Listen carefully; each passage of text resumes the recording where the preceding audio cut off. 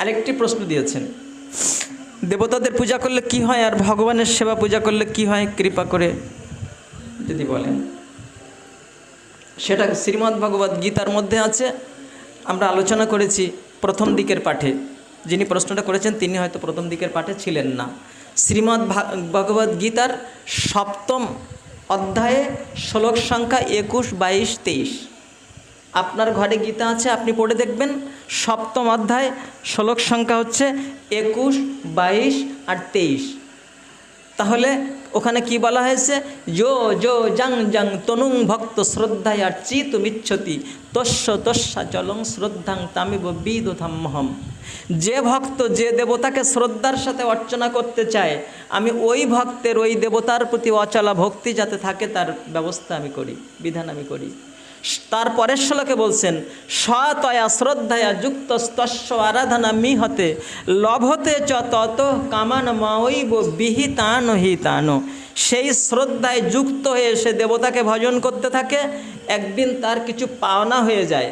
যখন পাওনা হয় তখন ভগবান বললেন, মঈব বিহিতান হিতান, আমি যা ব্যবস্থা করে দেই সেই অনুযায়ী কাম্য বস্তুটা আমার ভাণ্ডার থেকে সেই দেবতার হাত দিয়ে আমি বিতরণ করে দেই। এই হলো দেবতার পূজা। তারপরের শ্লোকে বললেন যে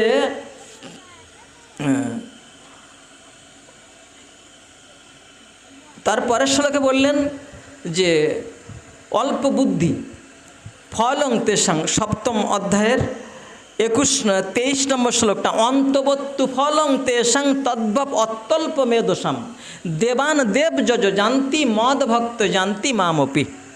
এই 23 নম্বর শ্লোকে এটা বললেন যে দেব পূজা কাজটা কী পাবে। আপনি যে প্রশ্নটা করেছেন যে দেবতাদের পূজা করলে কি হয় আর ভগবানের সেবা পূজা করলে কি হয়, সেইটা ভগবান বলছেন 7ম অধ্যায়ের শ্লোক সংখ্যা 23।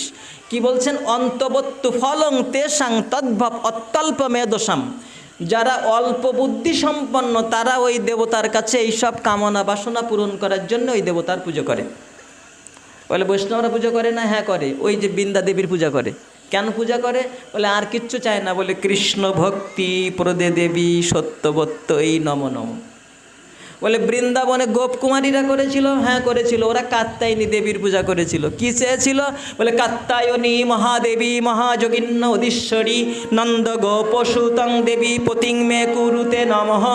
হে কাত্যায়নী দেবী, তুমি যদি আমাদের পূজায় সন্তুষ্ট হও তাহলে নন্দের নন্দন শ্রীহরিকে আমাদের প্রতি করে দাও। বলে আপনি যদি দেবতার কাছ থেকে ওই রকম কৃষ্ণ ভক্তির বর চেয়ে নিতে পারেন তাহলে যত বেশি ওই দেবতার পূজা করুন, কোনো অসুবিধে নেই। কিন্তু ক্ষণস্থায়ী বস্তুগুলো চেয়ে ধনং দেহি জনং দেহি সুখং দেহি এইসব চেয়ে সে যত দেবতার পূজা হবে তত কি হবে? বলছেন তাদের মাথায় অল্প বুদ্ধি বুঝতে হবে। কে বলেছেন? ভগবান বলছেন। তদ্ভব অত্যল্প মেধোসাম, তাদের মাথায় বুদ্ধি কম, অতি অল্প মেধা। আবার কি হবে? বলেন দেবান দেব যজ জানতি মদভক্ত জানতি মামপি। ওই সমস্ত দেব পূজাকারীরা দেবলোকে যাবে আর আমার ভক্তেরা আমার চরণে ফিরে আসবে। প্রেম সে বলুন রাধে রাধে। এই তো এই হয়ে গেল। হ্যাঁ, দেবতারা দেবলোকে যাবে। দেবলোক হচ্ছে এই জড় ব্রহ্মাণ্ডের মধ্যে ওই স্বর্গ আদি ধাম, ভুব সজন মহ তপ সত্যলোক পর্যন্ত, এর ভিতরে সমস্ত দেবতারা বিচরণ করছেন। আর গোবিন্দ চরণে কোথায় যাবে? বলে বর্ডার পার হয়ে চলে যাবে। হ্যাঁ, বিরজা অতিক্রম করে চির আনন্দের রাজ্যে সর্বোত্তম পরমার্থিক ধাম গোলক বৃন্দাবনে গোবিন্দ চরণের দাসত্বকে নিয়ে তারা চলে যাবে চিরদিনের ঠিকানার বাড়িতে।